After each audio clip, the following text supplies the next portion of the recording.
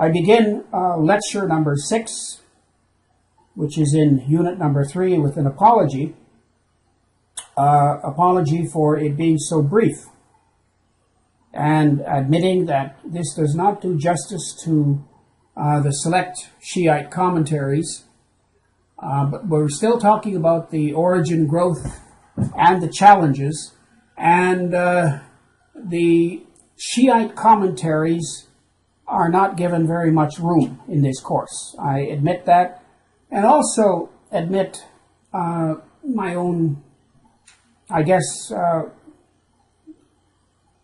bias against their type of exegesis in the Quran. If I was a Sunni Muslim, I would not be very happy with the way that the Shiites interpret the Quran. We won't get into any real close passages or exegesis, but I just wanted to mention that there isn't much in the course about the way that the Shiites interpret the Quran, but at least we don't want to leave them out altogether. Basically,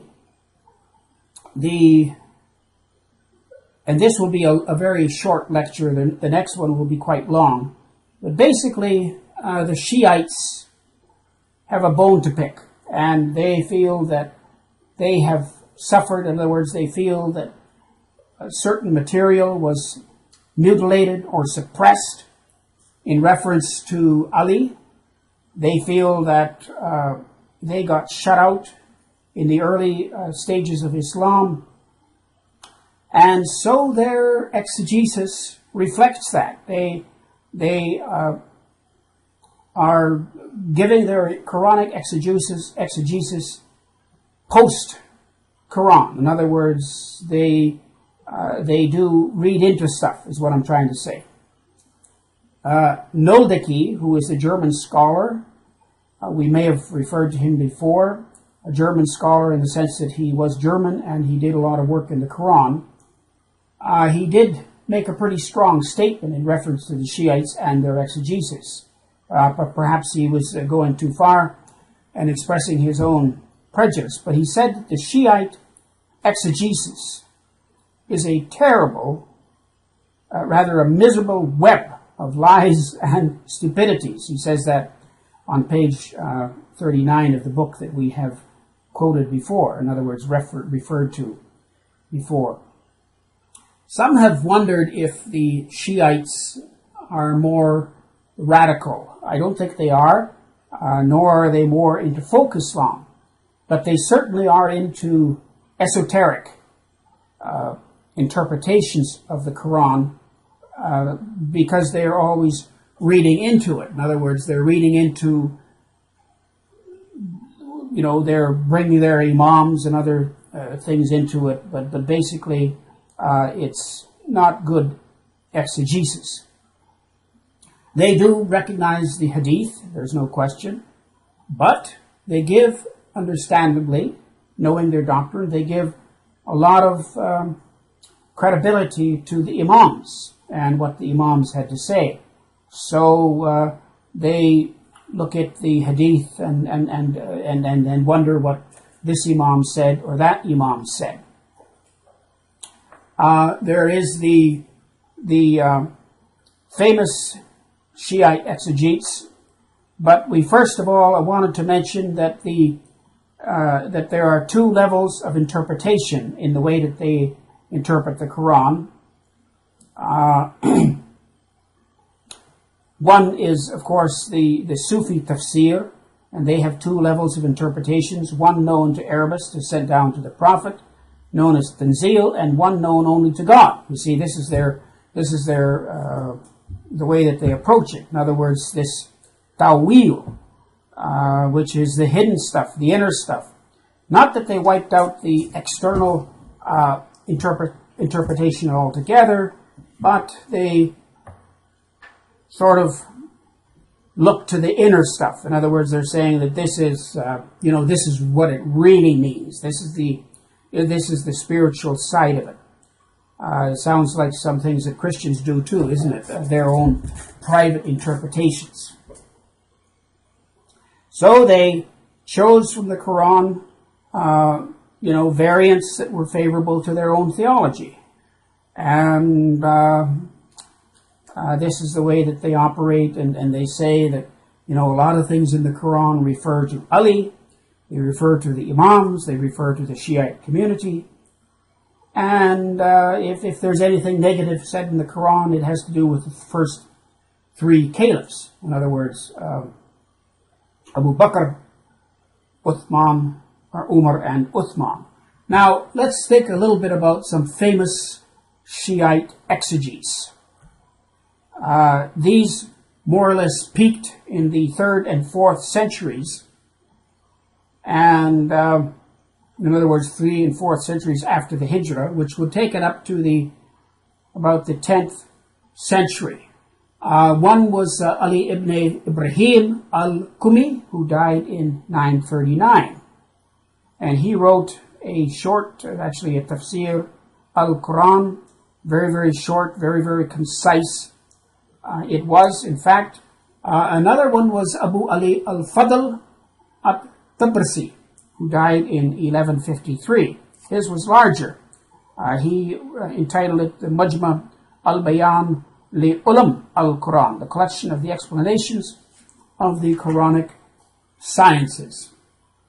The third one was Muhammad Murtada al-Kashi, who died in 1505, and he came out with a work called As-Safi fi Tafsir al-Quran, the pure in the interpretation of the Quran. Now, they did have creedal statements, and these were, of course, their own creeds, not the creeds that the Sunnis would hold to. Let's remember that one of the books by Vensink deals with Muslim creeds, but the Shiite creeds would be quite different. Now, let's go on to the secondary sources. Remember that we talked in last lecture about primary sources, and in a sense these lectures have to be listened to together so that we can follow the outline. But now we are going to the secondary sources. Remember, the first time we talked about the primary sources, we were talking about the people themselves, their original works. We looked at some of those philosophers and theologians and some of the original work that was done. Now we're going to go on to secondary sources, and this is, first of all, we're talking about heresiographies. Well, what are they? Well, if you don't like somebody else and think he's a heretic, you write something about him or her. In this case, him, because women are not known in Islam to do much writing. At least they weren't years ago. Now, Muslim women, interestingly enough, are doing more. And some Muslim women are really, I think, taking the bull by the horns and are writing some pretty interesting stuff. Are writing on the, on women in the Quran. Some of them, of course, take the traditional view, but others are quite critical. Like the book by Munji, What's Wrong with Islam? Or someone else who wrote the book, The God Who Hates. This is a Syrian woman, and it's quite extreme, I think, but it's just an illustration of the fact that Muslim women are writing more and more. Even heard about a Muslim woman who is pretty famous now for poetry. She keeps her veil on, but her poetry is quite amazing. We must not underestimate Muslim women and their resourcefulness. Even though the Quran seems to put them down, and the Hadith even more seems to sit on them and discredit them, one thing or another, it says, yet nevertheless, Muslim women are, I think, rising more and more and becoming even braver and more courageous in the things that they're writing. And I think that they will have more and more influence, positive influence on Islam. So you have the heresiographies, and then let's go on to the biography and history. Some of this has been covered before, and we know of complete commentaries on the Quran like Al-Tabri, who was that not only a commentator, remember, but a famous historian as well. You see, so they did both works. In other words, they were not just limited to one thing. And Tabri was most famous for his work as an exegete in the Quran, and also as a famous historian. So with that, we'll close, and then next time go on to theological trends and the internal struggles and political implications of these things.